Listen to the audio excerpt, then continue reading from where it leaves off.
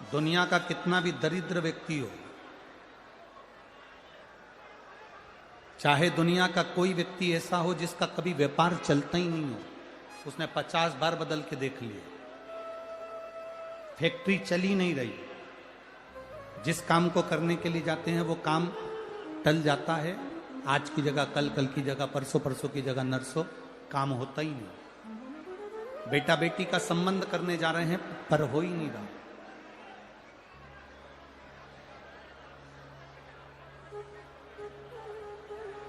कितना भी दरिद्र से दरिद्र व्यक्ति है, कितना भी दीन से दीन व्यक्ति है, एक नियम वो अगर अपनी जिंदगी में बना ले, प्रदोष काल में, प्रदोष के समय पर बेलपत्री के वृक्ष के नीचे एक बार जाकर नमन करना और प्रदोष काल में शंकर भगवान के मंदिर में दिया लगाना, ये दो चीजें अगर वो 3 महीना भी लगातार कर ले तो उसके जीवन में कभी कोई समस्या आ ही नहीं सकती, कोई दुख आ ही नहीं सकता। एक नियम बना,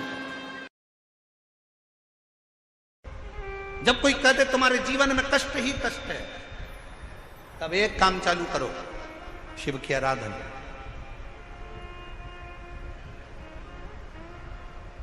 तब एक काम चालू करो, भगवान शंकर की आराधना। 3 चीजें अपना लो। पहले नंबर पर शिव जी के मंदिर में 1 लोटा जल चढ़ाना। दूसरे नंबर पर अगर प्रदोष के दिन मंदिर में दिया लगा सकते हो तो ठीक है, नहीं तो एक कनेर का फूल पीला वाला, देखा है आप लोगों ने? जम के बोलो जरा। पीले कलर का कनेर का फूल एक, प्रदोष के दिन, प्रदोष काल के समय पर, प्रदोष काल के समय पर अगर दीप लगा सको तो ठीक है, नहीं तो एक कनेर का फूल पीले कलर का, शिव जी के अशोक सुंदरी का स्पर्श। अशोक सुंदरी वाली जगह मालूम है ना आप लोगों को? फिर से आप समझ लें।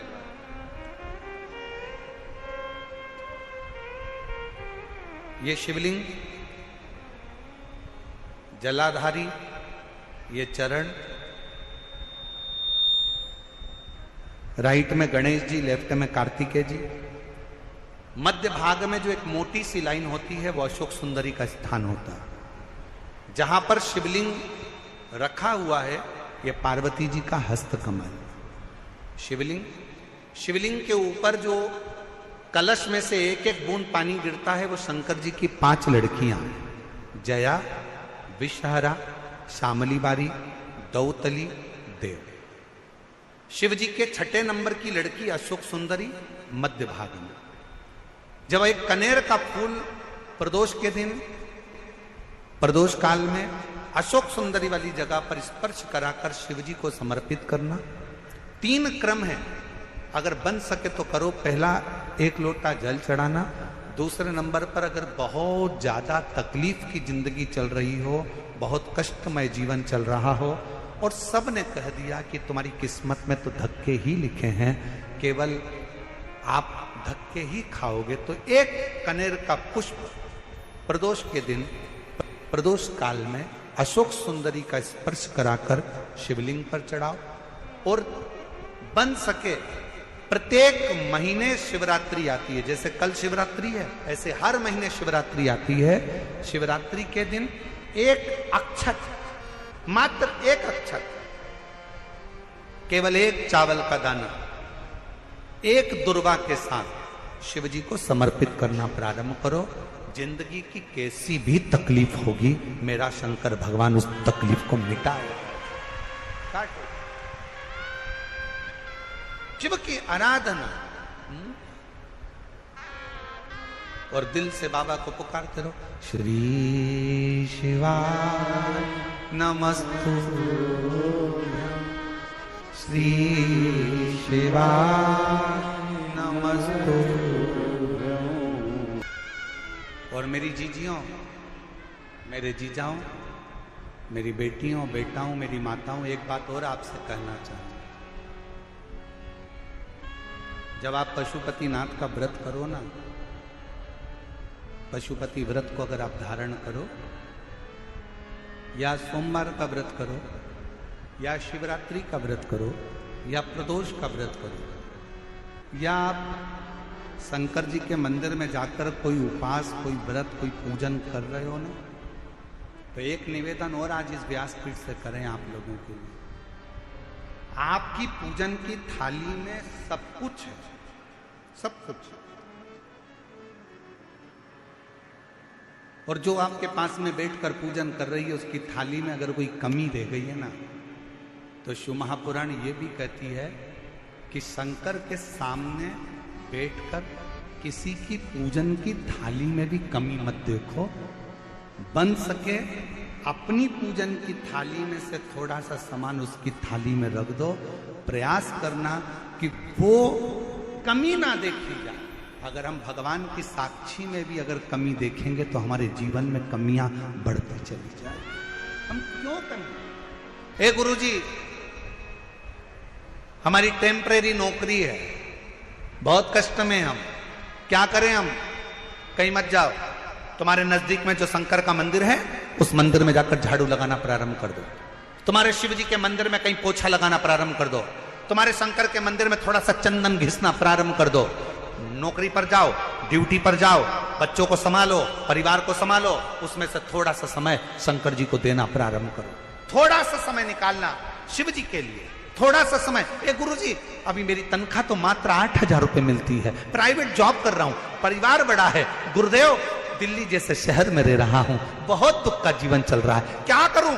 किसी को हाथ नहीं दिखाना, किसी को पत्रिका नहीं दिखाना, किसी को भाग्य नहीं दिखाना। अब जो कुछ दिखाना अपने शंकर को दिखाना, उसके मंदिर में सेवा करना प्रारंभ करो। और मेरे बाबा तेरी सबसे बढ़िया, यदि कोई एक बार भी शिवालय की ओर चले जाता है, शंकर की ओर बढ़ जाता है, शिवालय की ओर बढ़ जाता है, तो उसके पितर, उसके पूर्वज और उसके जीवन में कितने भी दोष हों, वो सारे के सारे दोष समाप्त होते चले जाते, सारे दोष।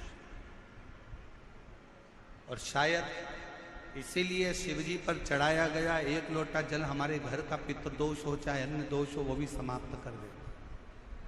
कितना सुंदर कहा है। जब जिंदगी बहुत संघर्ष में चल रही हो, बहुत दुख का जीवन चल रहा हो, बहुत कष्ट का जीवन चल रहा हो, बहुत कष्टमय जीवन चल रहा हो, तब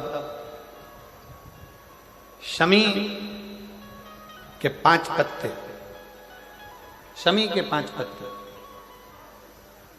एक दुर्वा के साथ एक अक्षत चावल का एक दाना, वो भी हल्दी में भिंगोया हुआ हो या केसर में भिंगोया हुआ हो,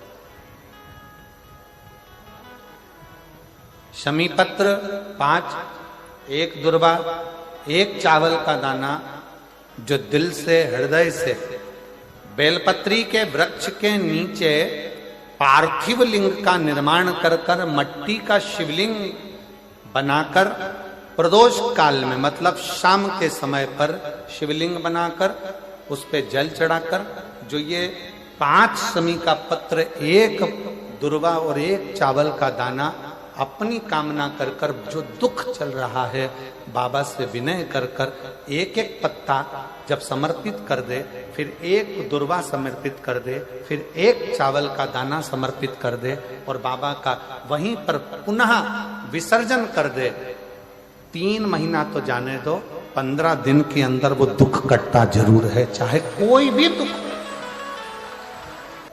किसी भी तरह का दुख क्यों हो। एक बेलपत्र के वृक्ष की परिक्रमा करने वाले को हजारों अश्वमेध यज्ञ का फल प्राप्त हो जाता है, हजारों अश्वमेध यज्ञ का फल प्राप्त हो जाता है। उसी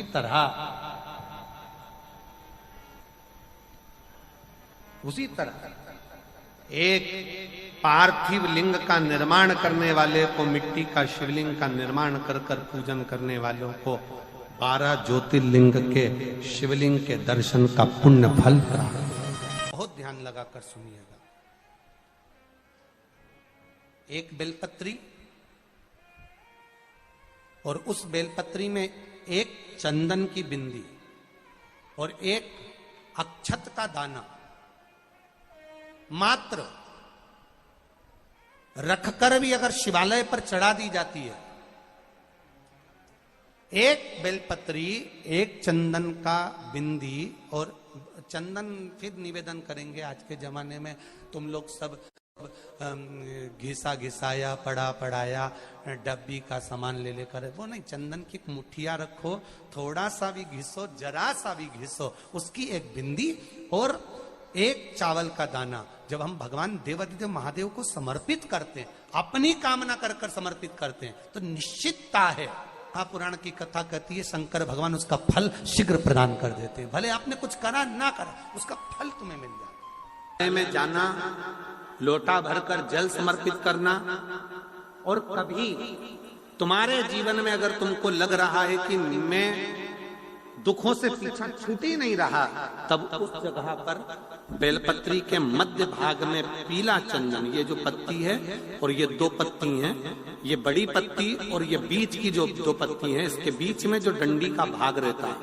जो बीच में डंडी का जो भाग है, बड़ी पत्ती और ये 2 छोटी पत्ती के मध्य में जो डंडी का भाग है, उस डंडी के भाग में पीला चंदन और एक अक्षत पीला, शंकर भगवान को आप अगर प्रदोष काल में समर्पित कर रहे हैं, तो ये निश्चित है कि धीरे धीरे कर कर वो दुख समाप्त होगा, वो दुख कटेगा ही।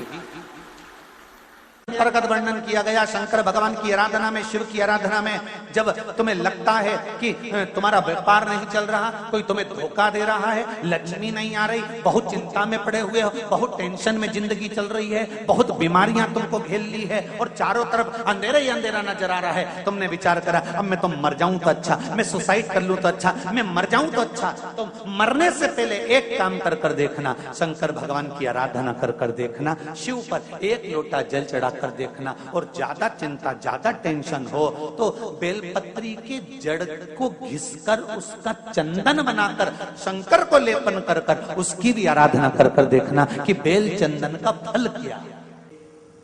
बेलपत्र, एक बेल, ये कोई साधारण नहीं, एक बेलपत्र, एक बेल, ये कोई साधारण नहीं, एक बेल।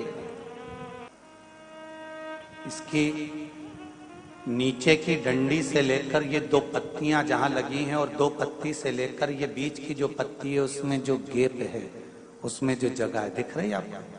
ये 2 पत्ती से लेकर बीच की पत्ती के बीच में जो जगह खाली रहती है, 33 कोटि देवी देवताओं विराजमान रहते हैं इस बीच की जगह में। जब शिव जी को चढ़ाया जाता है, तब इस पत्ती के बीच की जगह शंकर के शिवलिंग पर रखा जाता है, तो शिव जी इतने प्रसन्न होते हैं कि मेरी स्तुति करने के लिए ये भक्त 33 कोटि देवताओं को लेकर आया है, मेरी स्तुति करने के लिए। लोग चावल लाए, लोग अंबारियां लाए, धन लाए, दौलत लाए, संपदा लाए, पर एक शंकर का भगत ऐसा होता है जो एक बेलपत्री के रूप में 33 कोटि देवताओं को, 64 योगिनियों को, आदि शक्तियों को शंकर को समर्पित करता है। कितना सुंदर संवाद है, कितना सुंदर बात कही कि भूल से भी किसी तीर्थ में नहीं गए, कहीं हमने गौदान नहीं करा, कहीं हम किसी तीर्थ में नहीं गए, हमने कहीं गौदान नहीं करा, हमने कहीं ब्राह्मण भोजन नहीं कराया, हम कहीं गंगा, यमुना, कावेरी, सरस्वती, नर्मदा, छिपरा, पुण्यवान नदी में हम स्नान नहीं कर पाए। शिव महापुराण की कथा कहती है, भूलवश भी अगर पिपलेश्वर या बटकेश्वर किसी शिवालय पर भूल से भी अगर 1 लोटा जल चढ़ जाता है, तो देव अधिदेव महादेव सारे तीर्थों का फल अपने आप प्रदान कर देते हैं। भूल से भी चढ़ गए।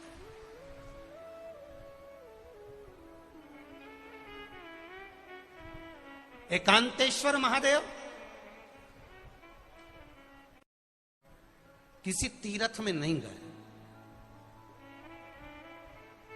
कहीं हमने गौदान नहीं करा, कहीं हम किसी तीर्थ में नहीं गए, हमने कहीं गौदान नहीं करा, हमने कहीं ब्राह्मण भोजन नहीं कराया, हम कहीं गंगा यमुना कावेरी सरस्वती नर्मदा छिपरा पुण्यवान नदी में हम स्नान नहीं कर पाए।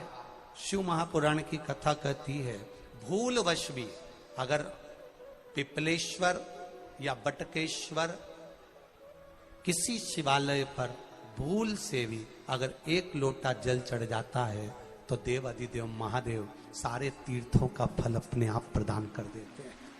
भूल से भी चढ़ गए।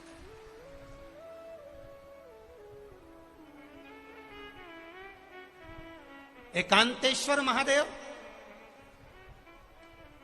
जो कि एकांत में बैठा हुआ है, एकांतेश्वर महादेव अकेला बैठा है अलमस्त होकर। आप जा रहे हो गाड़ी लेकर, आप 4 व्हीलर गाड़ी में जा रहे हो, ट्रैक्टर में जा रहे हो, ट्राली में बैठकर जा रहे हो, क्रूजर में बैठकर जा रहे हो, 2 व्हीलर गाड़ी में बैठकर जा रहे हो, और एकांतेश्वर महादेव का मंदिर दिख गया कोई एकांत में, भले उसका नाम नहीं मालूम तुमको कि कौन सा महादेव, और अकेला बैठा है जंगल में वृक्ष की छांव में एक ओटले पर, कोई दीवार नहीं, कोई जाली नहीं, कोई गेट नहीं, कुछ भी नहीं। ये शिव मंदिर में जाकर एक लोटा जल समर्पित करती थी।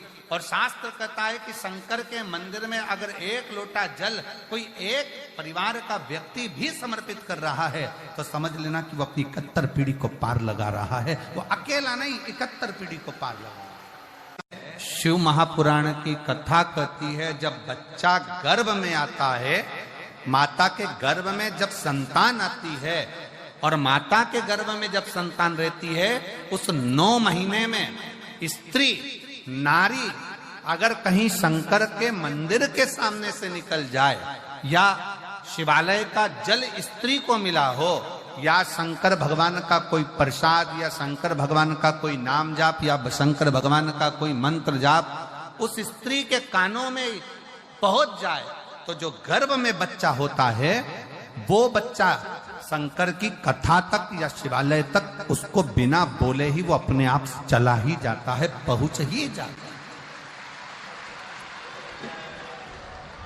उस गर्भ में रहने वाले बच्चे को भगवान शंकर के मंदिर के सामने से भी कोई गर्भवती स्त्री निकल कर चली जाती है तो उसका भी फल उसको प्राप्त हो जाता है, उसका भी फल उसको प्राप्त हो जाता है। और वो फल साधारण नहीं होता। क्यों? बेलपत्री को जब भी चढ़ाया जाता है तो पीछे की डंडी पकड़कर नहीं चढ़ाया जाता।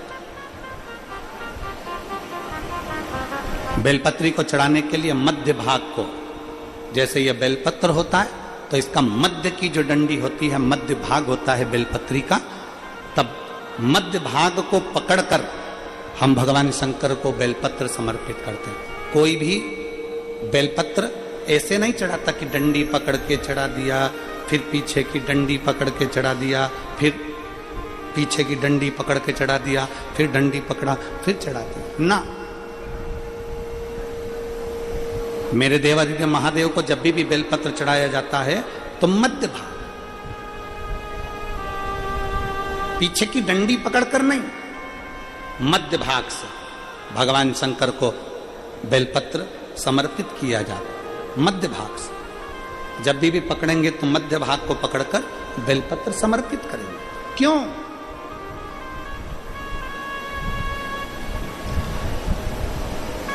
क्योंकि हमने भगवान शिव को मध्य भाग पकड़कर इसलिए समर्पित करा कि ये केवल बेलपत्र का मध्य भाग नहीं है मेरे शंभू, मेरे हृदय के मध्य भाग को मैं आपके चरणों में समर्पित कर रही हूं। मेरा दिल, मेरा हृदय, मेरा चित्त मैं आपको दे रही हूं। मध्य भाग एक विश्वास के साथ दे रही हूं। इतनी सुंदर बात नंदी ने कही है। नंदी ने ये बात जो कही वो वास्तव में बड़ी सुंदर है कि मान लो यदि कोई कार्य तुम्हारा हो नहीं रहा और पूरी दुनिया में तुमने कर कर देख लिया, बहुत प्रयास कर कर देख लिया, तो भी वो कार्य अगर तुम्हारा नहीं होता, तो फिर एक काम करो कि शिव की स्तुति करो, शंकर की स्तुति, शंकर का गुणगान, शंकर की भक्ति, शंकर का स्मरण।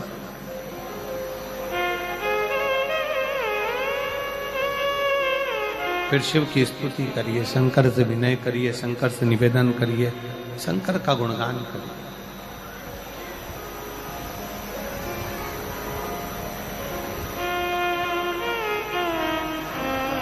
पर भगवान की भक्ति होती कब? जितने आस्था चैनल पर कथा सुन रहे हैं, जितने फेसबुक यूट्यूब पर कथा सुन रहे हैं, जितने पंडाल में बैठकर शिव भक्त कथा को रसपान कर रहे हैं, उनसे निवेदन करूंगा कि शंकर की भक्ति होती कब है, शंकर का स्मरण कब होता है, शंकर की भक्ति कब होती है, शंकर की कथा सुनने में मन कब लग सकता है?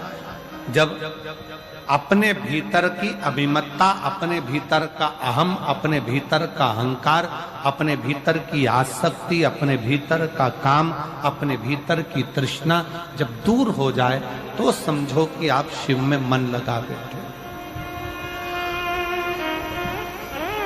कितने सारे लोग बैठे हैं यहाँ पर कथा में, सब पंडालों के अंदर लोग शिव भक्त बैठे हुए हैं। कई लोग ऐसे भी होंगे जिनका आकर बैठ तो गए पर दिल नहीं लगता। दो जल व्यक्ति के जीवन को बदलते।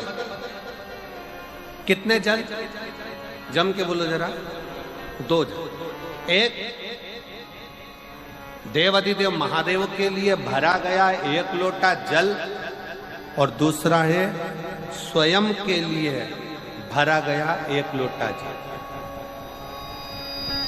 यहां पर अगर बुजुर्ग मेरी माताएं बैठी होंगी, मेरी जीजियां बैठी हैं, मेरे जीजा बैठे हैं, बुजुर्ग जितनी माताएं बैठी हैं, वो पुराने समय का अगर लेख उठाकर देखेंगे तो पुराने समय के लोग भोजन करने बैठते थे ना, तो भोजन करने से पहले अपने पानी के लोटे को भरकर, अपना गिलास भरकर बैठते थे। किसी ने देखा है कि नहीं देखा? जम के बोलो जरा, देखा है आप लोगों ने? पुराने समय के लोग जब भोजन करने बैठते थे, पुराने समय के लोग जब भोजन करने बैठते थे, तो अपना पानी का गिलास, अपना पानी का लोटा पहले भरकर आसन लग जाता था। बहू आसन लगा देती थी, बहू खाना बना देती थी, घर की पत्नी खाना बना देती थी, भोजन बना देती थी, घर के लोग भोजन दे देते थे। थाली कोई भी लगा कर ला कर दे, थाली कोई सजा कर ला कर दे, पर घर का जो व्यक्ति खाना खाने बैठता था, भोजन करने बैठता था, वो अपना पानी स्वयं भर कर बैठता।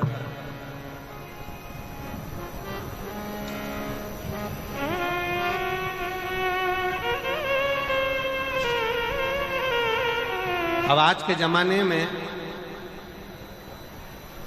दुनिया के लोग कहते हैं मैं दुकान चला रहा हूं, दुनिया के लोग कहते हैं मैं घर चला रहा हूं, दुनिया के लोग कहते हैं मैं ये कर रहा हूं। तुम अपना खुद का पानी भरकर तो बैठ नहीं रहे और कह रहे हो कि घर चला रहा हूं। स्वयं का एक गिलास पानी व्यक्ति नहीं भर पा रहा। कितना सुंदर कहा है महाराज जी। बहुत सावधानी से सुनिएगा। दो जगह का जल व्यक्ति के जीवन को बदल देता है। एक शिव के लिए भरा गया जल और दूसरा स्वयं के लिए भरा गया जल। स्वयं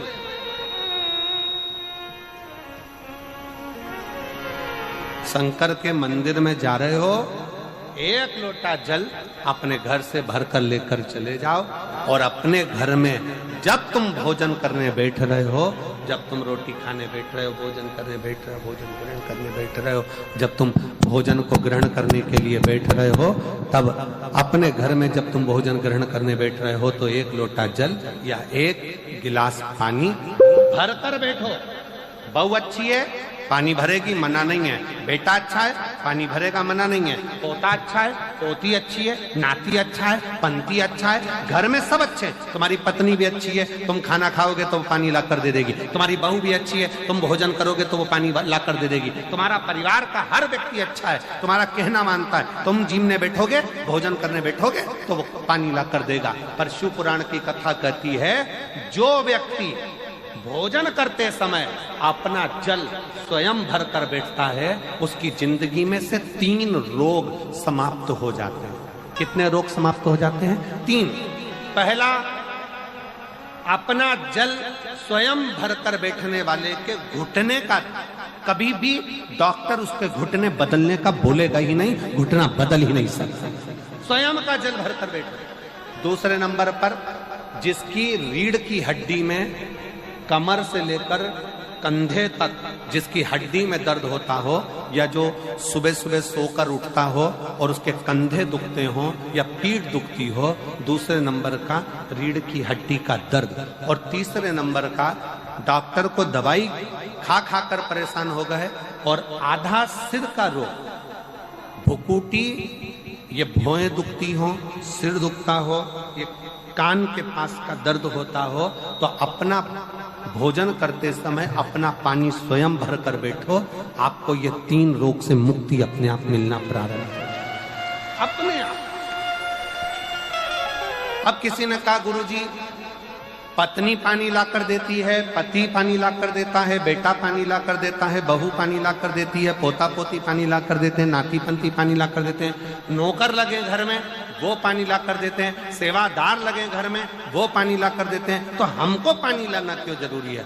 तो अग्नि पुराण में वर्णन आता है कि जो घर में पानी जिस मटके में भरते हो, जिस हंडे में भरते हो, जिस बाल्टी में भरते हो, जिस टंकी में पानी भरते हो, पीने का पानी जिस हंडे में, मटके में, बल्टोई में, जिस गगरे में तुम भरते हो, वो स्थान पितरों का स्थान रहता है। जब हम पानी भरकर भोजन करने बैठते हैं तो हमारे पितर भी उस स्थान पर आकर निश्चित जगह पर बैठते हैं, और जब हम भोजन ग्रहण करते हैं तो हमारे पितरों के भाव का आशीर्वाद हमारे ऊपर पड़ जाता है, जिससे हमारे 3 दर्द समाप्त हो। स्वयं भरो, स्वयं।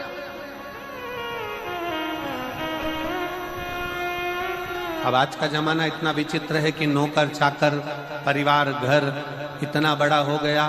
आज के जमाने में कोई सोफे पे से उठना पसंद नहीं करता, वहीं से आवाज लगा देते हैं, ला मेरा भोजन लगा दे, रोटी लाओ। रोटी आई तो मालूम पड़ा पानी ला कर रखा बहू ने। वो बहू ला देगी, बहुत अच्छी है, बहू बेकार नहीं है, बहुत अच्छी है, बेटी बहुत अच्छी है, ला देगी पानी, भोजन भी लाएगी, पानी भी लाएगी, सब कुछ लाएगी।